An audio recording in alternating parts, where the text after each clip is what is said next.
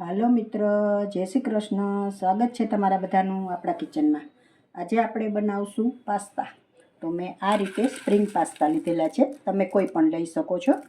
તો આપણે આને બાફવા મૂકી દઈશું. પાણી આપણે ગરમ થઈ ગયું છે, તો એમાં એડ કરી દઈશું પાસ્તાને.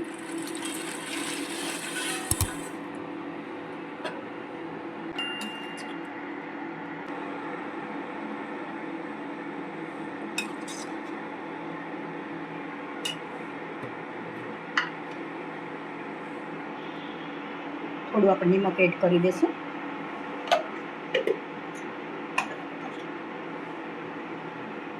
એક ચમચી જેટલું તેલ એડ કરી દઈશું, એટલે પાસ્તા આપણા છૂટા છૂટા થાય.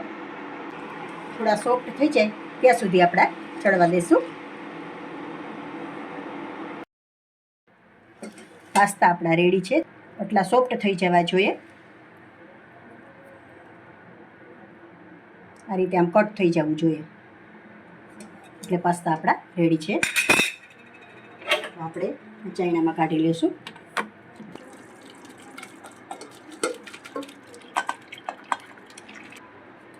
એમાં થોડું આપણે ઠંડુ પાણી એડ કરી દઈશું, એટલે એની પ્રોસેસ છે ને એ બંધ થઈ જાય અને આપણા પાસ્તા એકદમ છૂટા છૂટા સરસ થાય. હવે થોડું આ તેલ ઉપરથી એડ કરી દઈશું, એટલે એકદમ છૂટા થઈ જાય સરસ. આ રીતે આમ ચમચો ફેરવી દઈશું આપણે.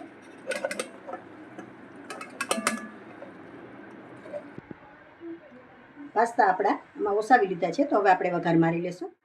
2 ચમચા જેટલું તેલ લઈ લઈશું.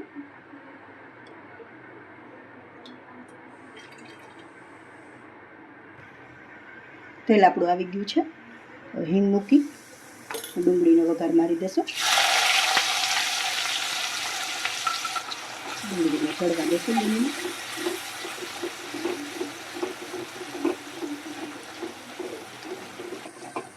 ડુંગળી આપણી સતળાઈ ગઈ છે. હવે ટમેટું એડ કરી દઈશું.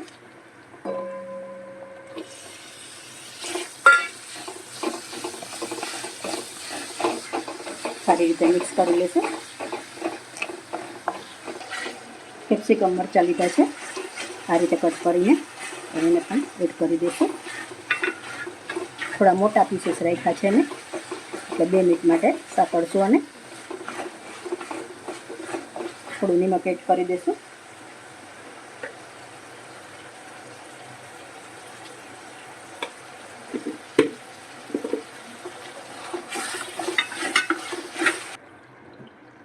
થોડું મરચું પાવડર એડ કરી દઈશું. ધાણા જીરું પાવડર 1 ચમચી, 1 ચમચો સોયા સોસ, થોડો રેડ ચીલી સોસ એડ કરી દઈશું. 1 ચમચી જેટલો ગ્રીન ચીલી એડ કરું છું.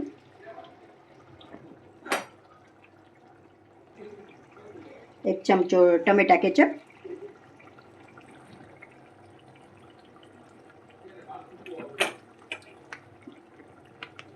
પાસ્તા મસાલા,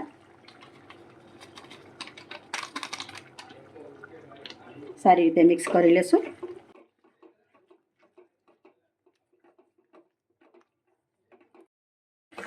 હવે આપણે પાસ્તા એડ કરી દઈશું.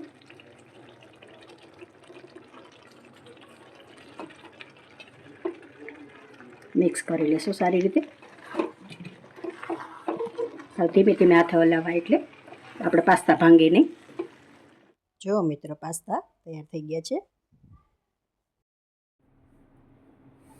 ધાણા એડ કરી દઈશું. સર્વ કરી લેશું.